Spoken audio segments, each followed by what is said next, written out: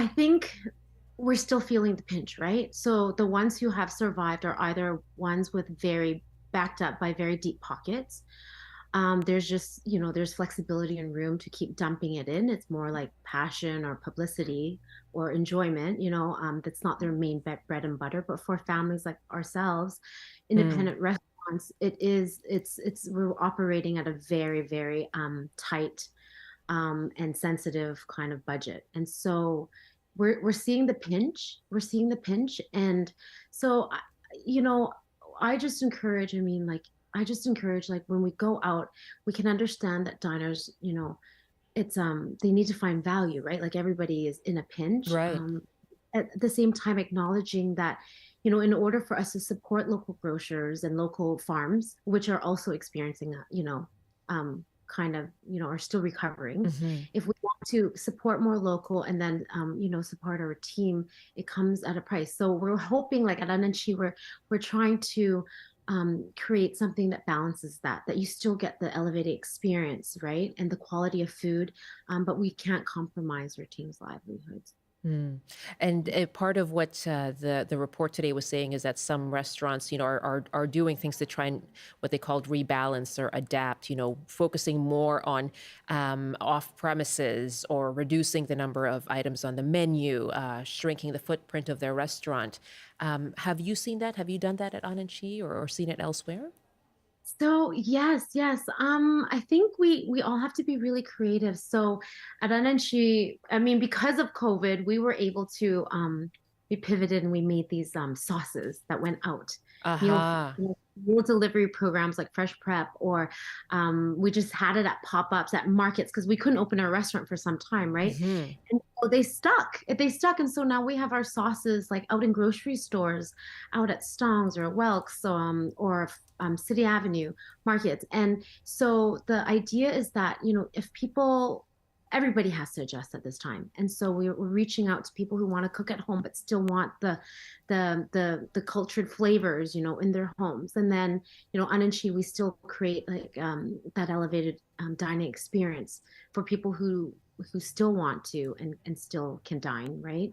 And then, we're adapting and we have this new tasting menu, $60 for 5 to 6 courses, and you're super full after. And so we're adapting. We're adapting in ways that we can meet the team's needs and our community needs. Yeah, it seems to be the word of the day, right? Adapting.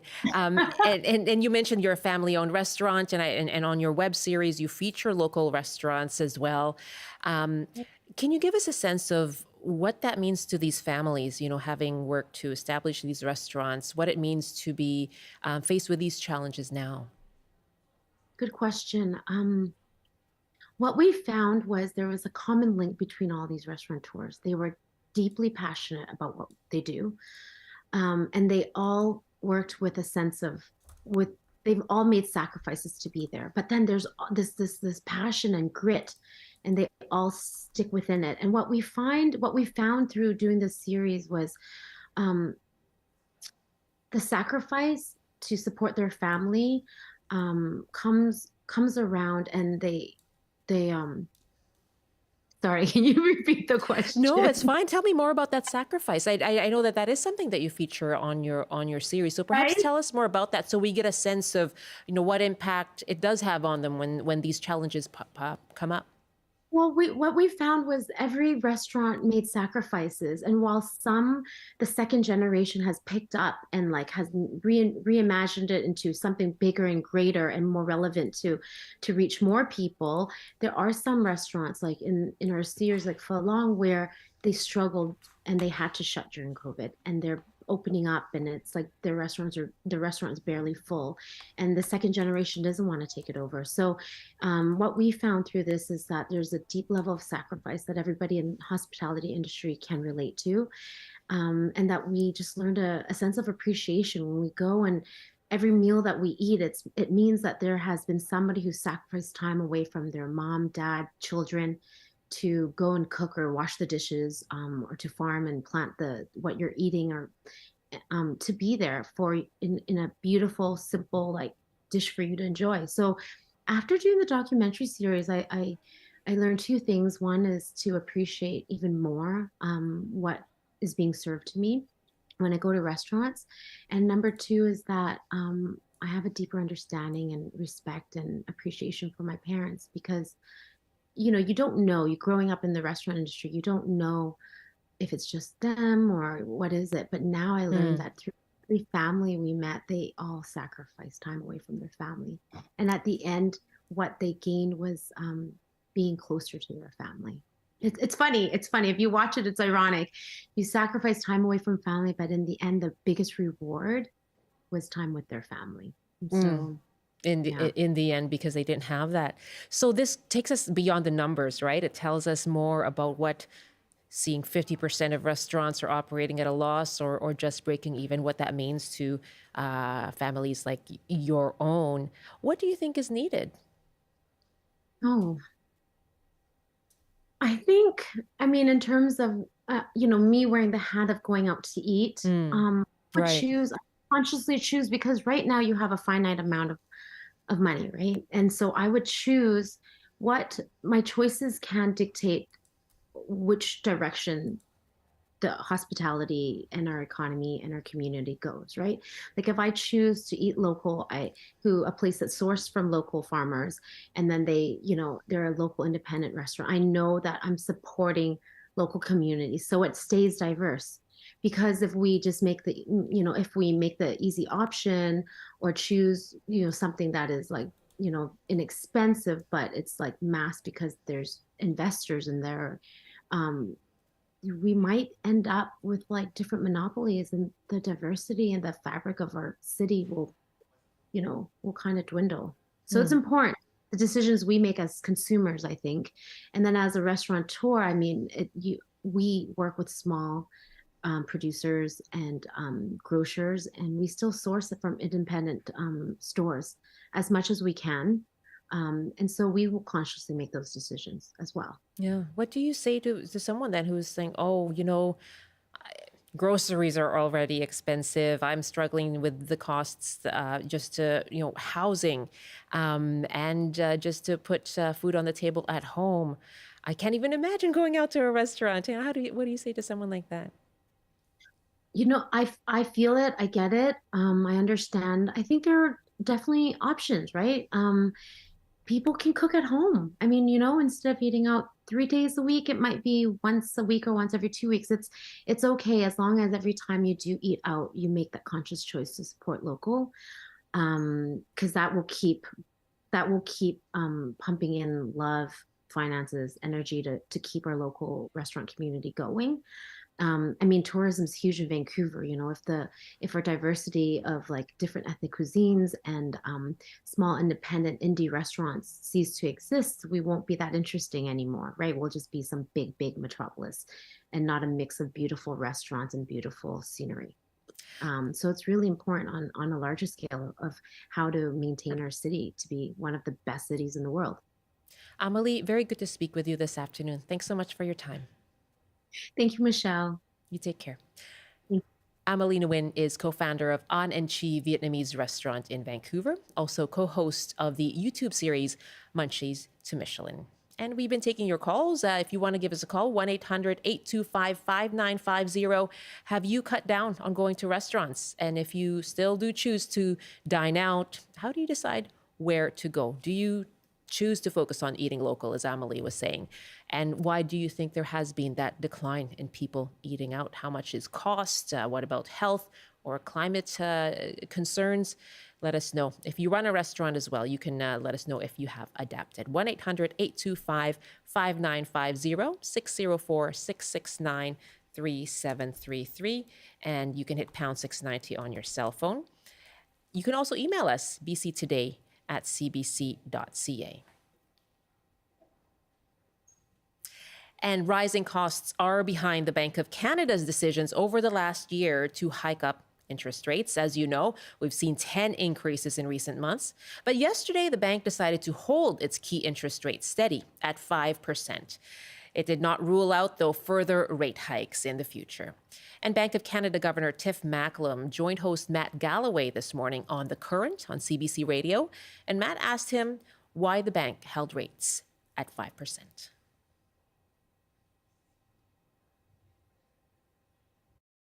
Matt, we held rates at 5% because we're seeing clear evidence that higher interest rates are working to bring inflation down. And so we felt we could be patient. We've left the door open to further interest rate increases because inflation is proving persistent. But the evidence we've got in the last few months is giving us the confidence to be patient. How wide open is that door? How worried should Canadians be that even higher rates are on the horizon? Look, we may not have to raise interest rates further. We're seeing clearer evidence that higher interest rates, they're moderating people's spending in the economy. The economy's not overheated anymore. And so we do think there's more inflation relief in the pipeline. And if that comes through, we won't have to raise rates further. But there are some things that are getting in the way of getting inflation down. We've all seen higher global oil prices. And so when you go fill up your car, gas prices are up. That's pushing inflation back up. We've also got a structural shortage of supply in our housing market, and that's keeping everything to do with housing, rents. That's keeping all those inflation rates high. So inflation is coming down more gradually than we hoped. We do think that with the moderating of spending, inflation will keep coming down, but there are some risks, and if inflation proves to be more persistent, we may need to raise rates further. That's Bank of Canada Governor Tiff Macklem speaking on CBC Radio this morning with host Matt Galloway on The Current. And you can listen to that interview. Just go to the CBC Listen app. We have an email from Anne who writes, a group of us retired people went every Friday for supper and a glass of wine. We no longer go because at our age as seniors, we don't feel safe. Okay, so that concern for Anne. Thanks very much for your email. bctoday@cbc.ca is where you can reach us.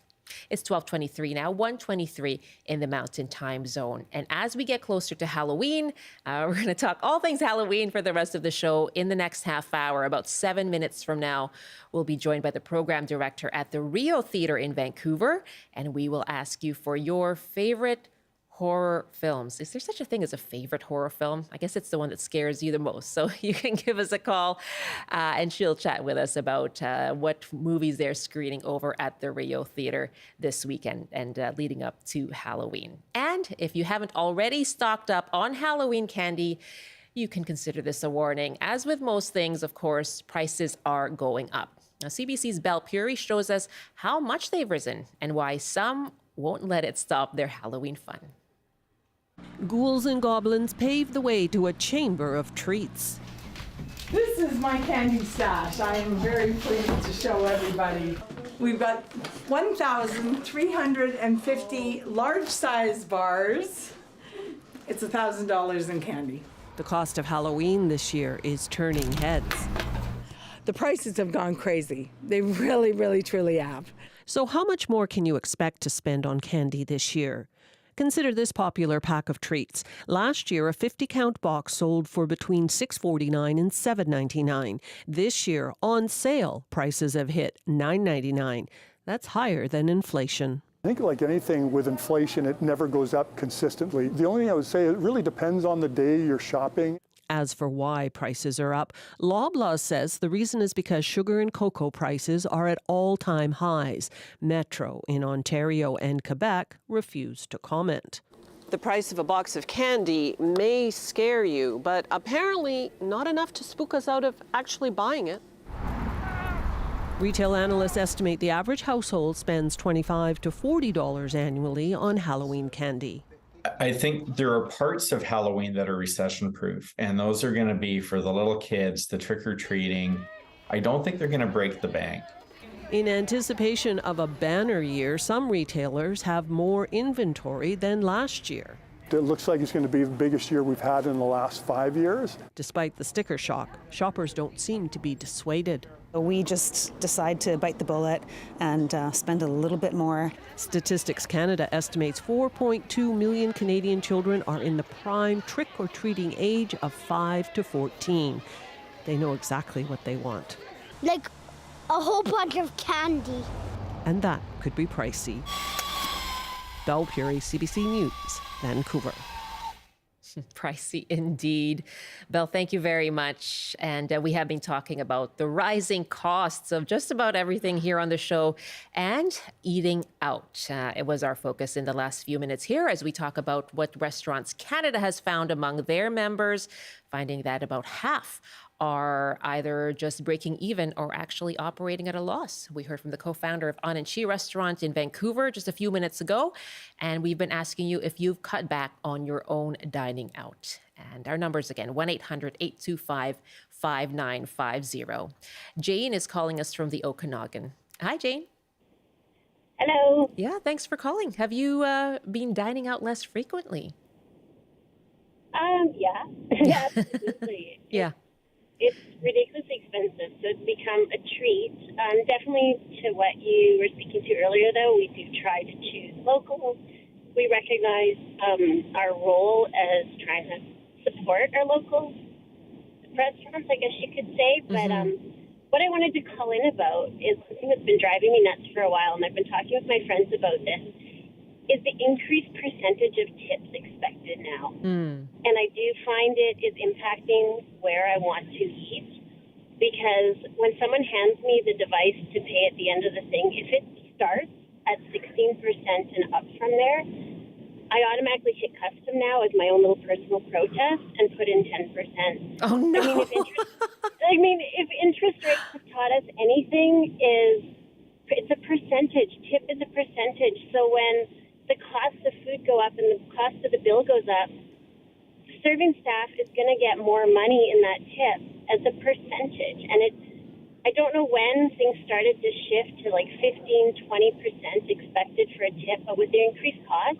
that's a significant chunk of the bill now. Sure, I can imagine. But should the server be paying, I guess, so to speak, paying the price for that? But I guess that's what I'm trying to understand is how a server is paying the price, because it's a percentage. So when my bill is more money, I'm paying a percentage on that. I'm going to be paying them more as a tip. I think part of the problem, though, is restaurants have now shifted to, they put the onus on the poor serving staff to now pay out the kitchen certain percentages and all these other people. Yeah. And quite frankly, the waitress or waiters, they deserve that tip because they're the ones dealing with the public, and we're not the funnest to always deal with. And so I do empathize with them, but I think we need to start bringing this back to something more reasonable, because I don't know when that shift happened, but I remember when I waitressed for years, and you had to do something pretty freaking phenomenal to get 15, 20%. Yeah. And you have that experience too. I have noticed that things start at 15%, and then there'll be a guide. 15 is good, and then 18 is great, and 20 is excellent. Yeah, and then they make you feel like a terrible person because they'll put those labels on it. And it's like, well, no, I thought the person was great, but I can't afford to give them 20%. Yeah, that's another consideration, isn't it? You got the price of the food itself and the experience, and then tipping as well. So do you, as you said, it's now just a treat for your household to go out? It is, absolutely. Really great to hear from you, Jane. Thanks for sharing your story and your opinion on this. You're welcome, and I do appreciate the staff out there. It's a personal protest, as you said. That's right. Jane, thanks so much. Great to hear from you. Randy writes, you can't pass all of your costs on to your clients. I have a core group of places I buy takeout from. They're all ethnic restaurants and all offer exceptional value. The rest, too bad. Eve writes, the restaurants panicked when 5% GST was introduced, yet said nothing as tipping rocketed to 20%. Okay, it seems tipping has struck a chord here. Now that the cost of food itself has risen, eating out has become less a habit now, more of an occasion. Okay, exactly the same as what our caller Jane was saying. Eve, thank you very much. And Randy, thank you for your emails. bctoday@cbc.ca is where you can reach us and share your thoughts.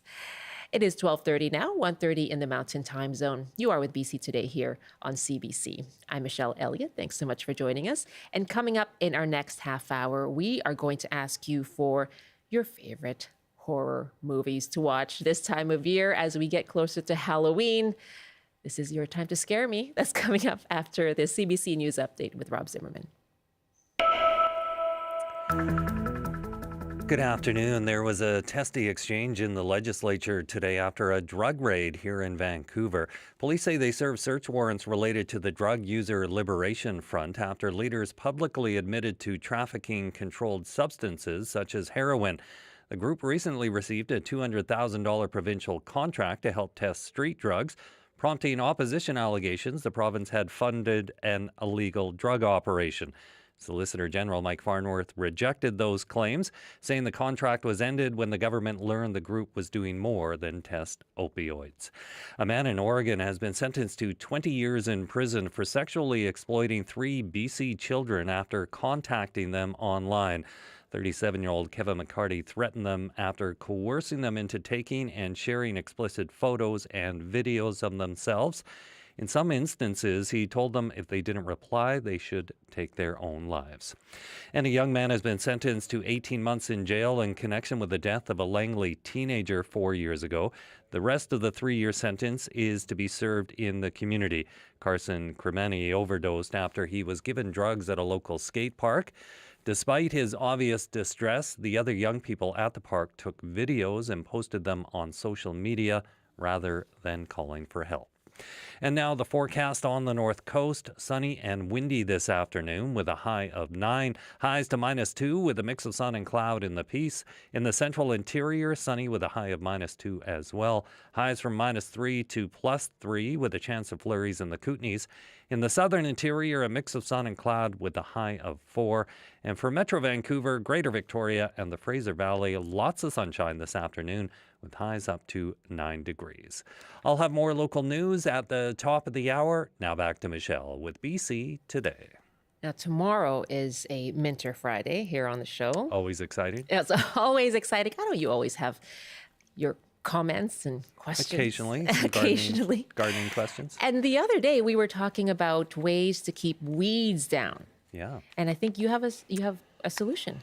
Well, I read about it. It's not really my solution, but yeah, apparently clear plastic is better than cardboard or dark plastic so you put the clear plastic over the area where you want to get rid of weeds or lawn, and it's the heat apparently that kills it. So the heat comes through the clear plastic. Yeah. And because you would think the black plastic would be better because it would block out the sun. But that's right. anyways, yeah. It's clear plastic apparently. Yeah, I use black plastic, and I have to say I've never checked underneath to see what's happening under there. But no weeds are coming through? No weeds are coming through. A few, I guess, on the side, just kind of trying to push their way through. But any plastic apparently works then. Don't know. It's probably like a horror movie under there. I don't know. It may be. Rob, thank you. We are actually going to put a question for Brian up on screen now, but thanks very much, Rob. Sure. As Rob Zimmerman from the CBC Vancouver newsroom. Yes, tomorrow is Minter Friday, and as always, he will be taking your questions. Now, we are going to start taking your questions, your video questions by email. So you can record yourself, maybe in your garden, and show us your gardening problem, pose your dilemma to Brian, just like this BC Today segment producer, Melody Jacobson. Hi, Brian. I'm Melody. I'm one of the producers here on BC Today, and I have a question for you. I'm getting my community garden plot ready for winter, and I have a weed problem. And I would like to know how to prepare the bed so that I can start off next spring with a lot less weeds. Thank you. Great question. That's Melody Jacobson, our story producer here at BC Today. So is it clear plastic, black plastic, cardboard? We'll find out tomorrow what Brian thinks. And you can send in your own video question for Brian Minter. Just email us today, if you can, bctoday@cbc.ca. We can get them ready for tomorrow when Brian joins us. It's 12:35 now, 1:35 in the Mountain Time Zone. And we are coming up to the weekend before Halloween. Many of you will be subjecting yourselves to some kind of hair-raising, spine-tingling, teeth-chattering horror film like this all-time classic. Don't you know what happens on Halloween? Yeah, we get candy. Boogeyman, ooh, the boogeyman, the boogeyman, the boogeyman, the boogeyman, the boogeyman.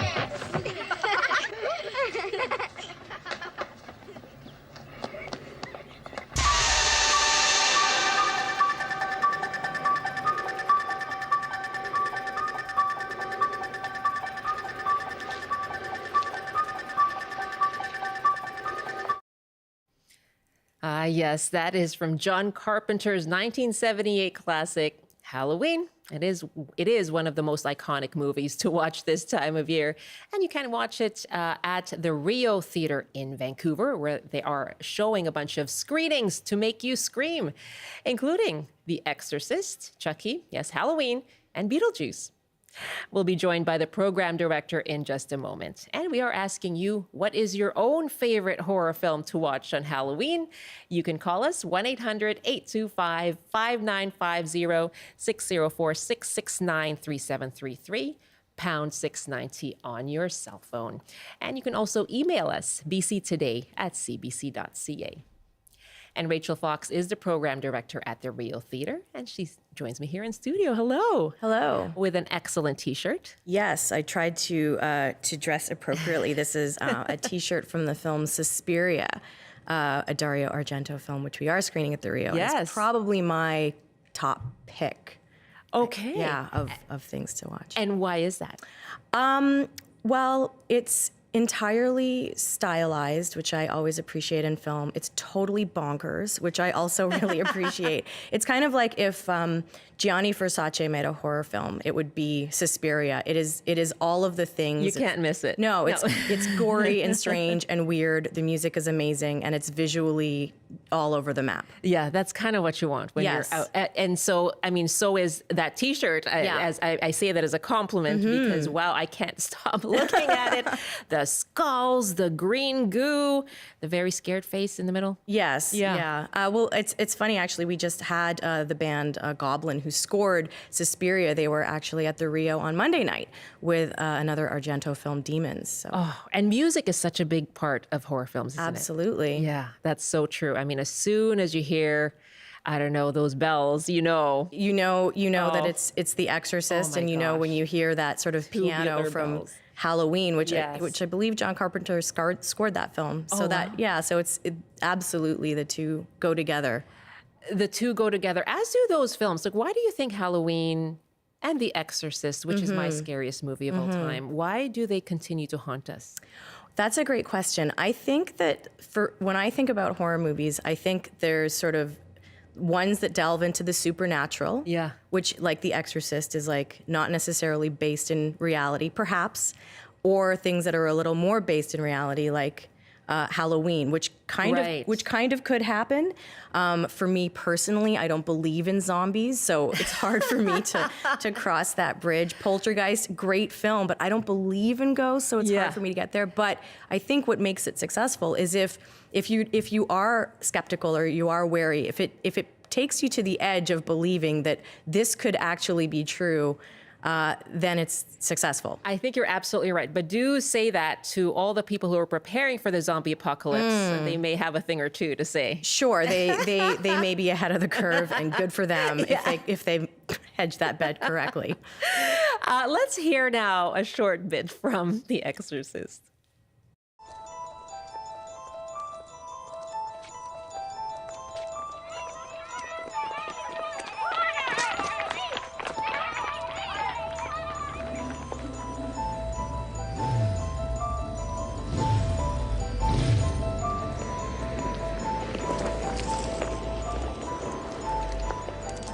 There's not a day in my life that I don't feel like a fraud. I mean, priests, doctor, lawyers, I've talked to them all. I can't.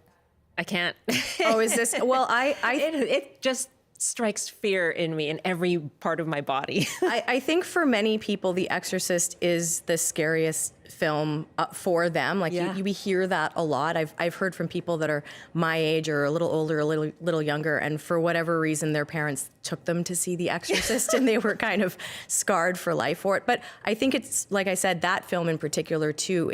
It feels very real, and so when things get a little crazy, you think it really feels like this is within the realm of possibility. I think that's what it was for me. I remember watching it with a bunch of friends and just sort of, nah, that's fine. And I was just, it was just fine. And then it wasn't until a couple of days later, right, I started thinking about it. Oh, and why can't I be alone in my room? Why can't I look in the mirror? Right. So I think you're right. It's kind of a slow burn. It really is, and especially with that film too, because there's a lot of build up to it. Yes. Before things get crazy, and then when things do get crazy in The Exorcist, the visual effects and the practical effects take it over the top, as does all of the performances, especially Linda Blair, who as a child, I think she was 9 or 10 when that film was made, just completely carries the film in an incredible, really, truly iconic performance. Yeah, it really is, isn't it?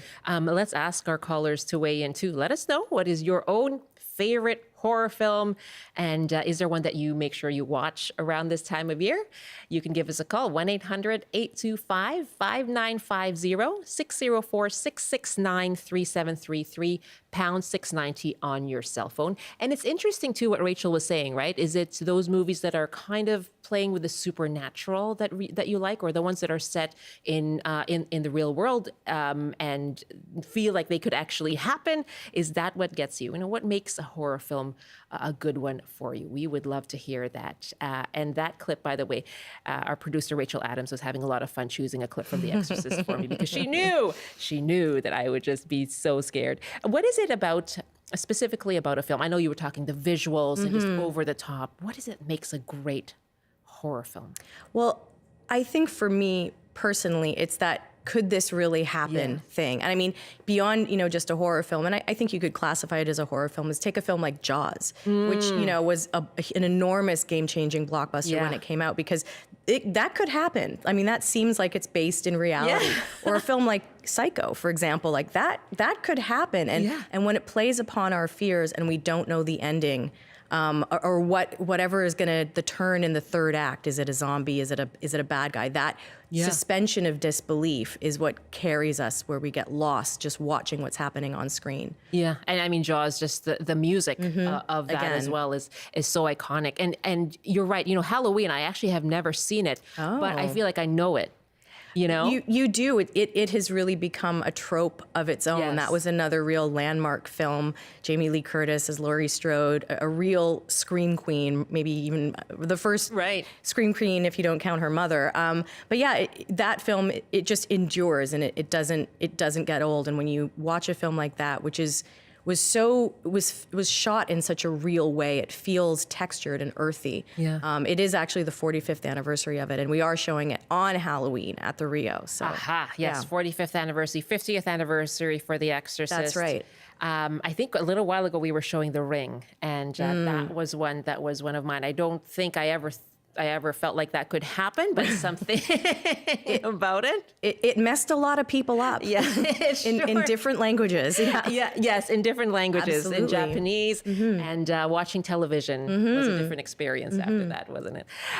Let's take a call now, asking you for your favorite horror movies and what makes a good horror film in your mind. 1-800-825-5950, 604-669-3733. My guest is Rachel Fox, the program director at the Rio Theatre, and they're showing a bunch of screenings of Halloween movies, horror movies, and they're showing Halloween on Halloween. Tracy is calling us from Vancouver. Hi, Tracy. Hello. Hi there. What's your favorite horror movie? Well, it's one I've watched just in the last 2 weeks, and it's fabulous. It's a 1930s film, The Island of Lost Souls, and it's a retelling of the H.G. Wells story. Where a mad scientist, is surgically manipulating animals to make them human-like. And it's with Charles Laughton, and it is just a great film and quite scary because it shows how science can go wrong. Right. Yeah, there's a part that could actually happen, right? And we've seen so many examples of those kinds of stories when science goes wrong. Why did you watch it over the last couple of weeks, Tracy? Why did I watch it? Yeah. Well, it's a series on Criterion, the streaming channel, and they have a bunch of different horrors. They have 90s horrors. They have this was in the pre-code horror films, and some really good ones like Dr. X, and which used an early two-color technique with red and green color. Yeah, so Criterion's got just a great. Tracy, great it sounds like you're a film buffet. Yeah. Yeah. yes, I am. How do you compare, movies like The Island of Lost Souls, those older movies with some of the newer ones, perhaps, that are being made now? I think the older ones may be more creative. I mean, it was based upon a great H.G. Wells story. Yeah. But they're fabulous. They stand up well. I want to almost say they're better, but because they're really playing around with some neat film techniques. They're really influenced by expressionism. So the sets, these dark sets with use of shadow and light. So some really great creative stuff because they're just exploring this new medium. Love that. Tracy, thanks so much. You're welcome. That's Tracy joining us from Vancouver. The Island of Lost Souls from 1933. You can catch it on Criterion. David is up next in Oliver. And David, what's your favorite horror film? Hi there. I think it was like mid-'80s that The Changeling came out with George C. Scott. He had lost his family in a tragic accident on a winter highway, his wife and son. And in a pittance of course, grief, he kind of withdraws to himself. He's a music teacher and a professor and highly regarded around the world for his compositions. And he rents an old mansion, which the location, I'm not sure where it's supposed to be, but the location actually is in Vancouver. Probably North Vancouver, actually. And it happens to be basically a story about how a spirit in the house that he is renting is trying to tell him something. Mm-hmm. And of course, back then they didn't rely so much. It was just kind of the beginning of the, Halloween and the gruesome, gross kind of, content kind of thing, which, I mean, I find amusing, but having a lot of friends in the movie industry and things of this nature, I kind of find those kind of humorous. I'm the guy who will burst out laughing when everyone else is going, ooh! It's just ketchup. Yeah. Yeah, their head explodes. I'm kind of grinning and giggling. Right. It's the suspense. It's when, George C. Scott leaves the room and the camera slowly pans in on the keyboard of his piano and you see one note hit on the piano. And, your skin kind of rises and your goosebumps get going. And as it goes, it was just absolutely one of the most terrifying movies I saw at the time. And I still think, for the money, one of the best bets for scares you can get today. Wow. I love the scene that you've just created for us there, David. Thank you very much for the call. And The Changeling. And he's saying, this is not about the gore, it's suspense. Well, I think what your caller made me think about actually was how so often with horror movies, they're playing upon our own personal fears, which is, if I get, stuck on a highway and my car breaks down, or they sort of are a commentary that is broader and more social. We recently played The Omen from 1976, and we played it along with Satan Wants You, which is a essentially local film about the satanic panic situation in Victoria in the 80s. So there was like a whole slew of films that were born out of that. And I mean, even something like, I can't remember the name of it, but I mean, oftentimes we see films that speak about a broader social implication. Even Frankenstein really is about the power of man as God and controlling fates and things like that. And the character, I mean, I read Mary Shelley's Frankenstein, and it was actually a beautiful story. Mm-hmm. And I love that character. That's true, actually, when it comes to social issues. I watched Get Out, and I just found it one of the scariest movies. And it really touched a nerve. Like, I think that film in particular, I think maybe in the last 5 or 10 years was one of those really landmark, game-changing films. And if you look at in the wake of a film like that sort of social commentary theme where it is frightening but super subversive. Yeah. And I think that also plays along with people. I think another film that comes to mind as well is Hereditary, which is a film which is ostensibly a commentary on motherhood as something terrifying. The Babadook is another film recently that has come out that sort of plays upon some of those tropes. Yeah. And I think audiences respond to that. And do you find that more of the newer films are doing just that, kind of subverting the genre and putting it on its head? I think you have to, because horror is such a broad genre, and I think that people that watch horror movies, which are really one of my favorite audiences, because they're consumers. They want to watch everything. They're not really snobby in that way. They want to see everything, and then they're snobby. But like that's a joke. But they really do like consuming, and I think that in order to keep that audience interested and engaged, you have to do something that is a little different. To really capture their imagination. Yeah. Let's take another call here, asking you for your favorite horror movies and what makes for a good horror film in your view. Are you a fan of the gore? If not, just to laugh at it. Is it about subverting the genre itself, addressing social issues? Is it about dealing with the supernatural? Give us a call, 1-800-825-5950, 604-669-3733. Gail is joining us from Main Island. Ooh, and this is a good one. Hi, Gail. Hello. I'm just here at my bookstore actually listening to you, and it's been quiet. Now I have a customer, but so I'll be brief. But The Haunting of Hill House for me is one of my favorite scary films because it gets right inside your head, and because it's a haunting, you don't actually see a ghost or a monster, but you see the ramifications. You see two terrified people huddling in a bed, and the doors being pressed open, but barely holding back whatever this evil spirit is.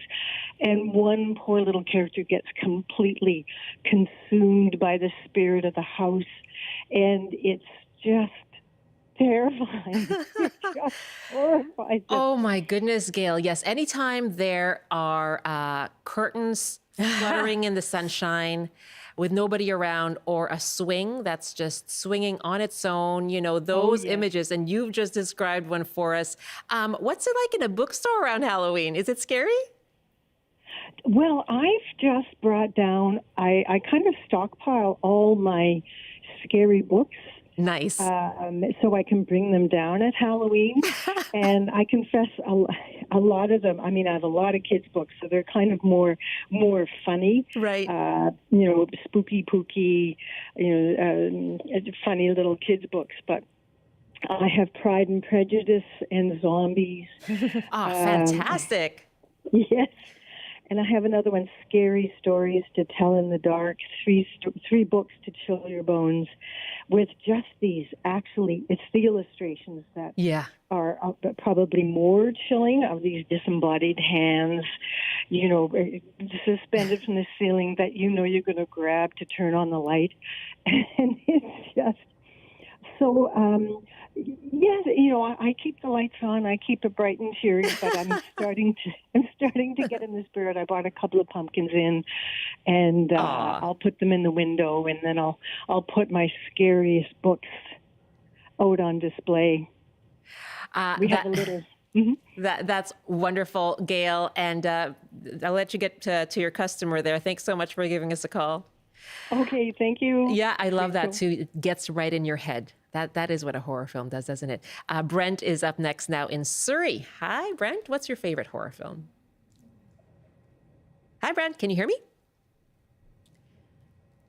I feel like Brent is this a horror film right now? Dead Again? Dead Again, yeah. I remember seeing that movie. I do too, and I think to me a film like that sort of touches also on what your previous caller was, which is that third act turn where you think it's one thing and then it just totally, it's funny when you were mentioning curtains. Yes. That brings to mind a film, The Others, which one of my favorites, with Nicole Kidman, where it's that third act turn, or something like The Sixth Sense, where you think it's one thing and then boom, the rug is taken out, from under the audience member. Those are the ones that really, I think, stick. Oh my goodness, those are two of my favorites, and I think that is part of it, where you don't actually see anything. I guess in Sixth Sense you do, but you don't see what it's really about. Right. until the end. I love the others. And that's why I love The Ring too. I think there's a mystery involved in Absolutely. it that's kind of unfolding as you watch. So I'm there for the story. I guess that's what we're getting to. So tell me about the films that you're screening at the Rio. Well, it's a whole bunch. We've got things for children, like or people who are children at heart, like Beetlejuice and Coraline. Those are fan favorites. Of course, The Exorcist and Halloween. We've got Bride of Chucky, which is maybe everyone's favorite in the horror franchise because Jennifer Tilly's amazing.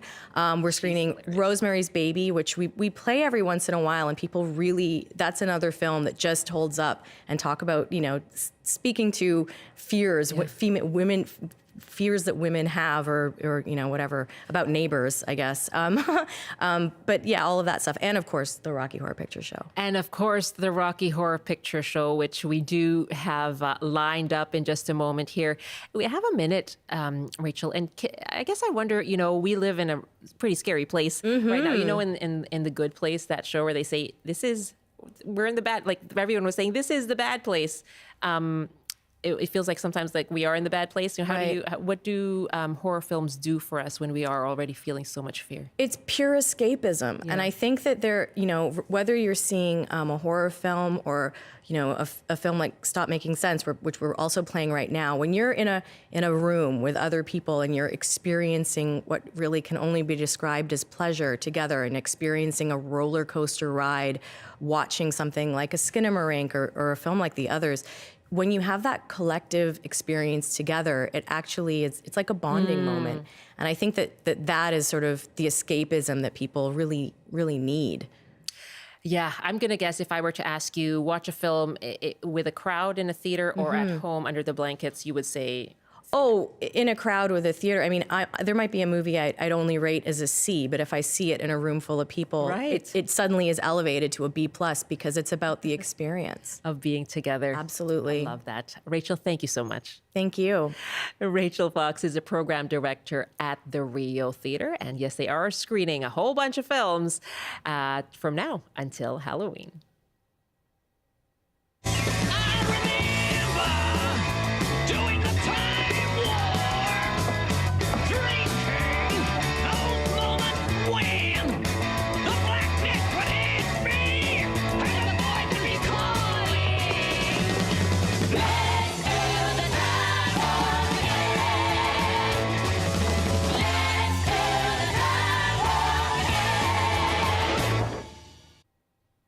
That is it for our show today. That's the Rocky Horror Picture Show. You can listen again on the CBC Listen app and watch us on YouTube. Email us your questions for Brian, your video questions, bctoday@cbc.ca. And thanks for these Halloween pictures you can send us to. This is Michelle Philippe's pictures of some gory neighborhood displays. Have a good afternoon.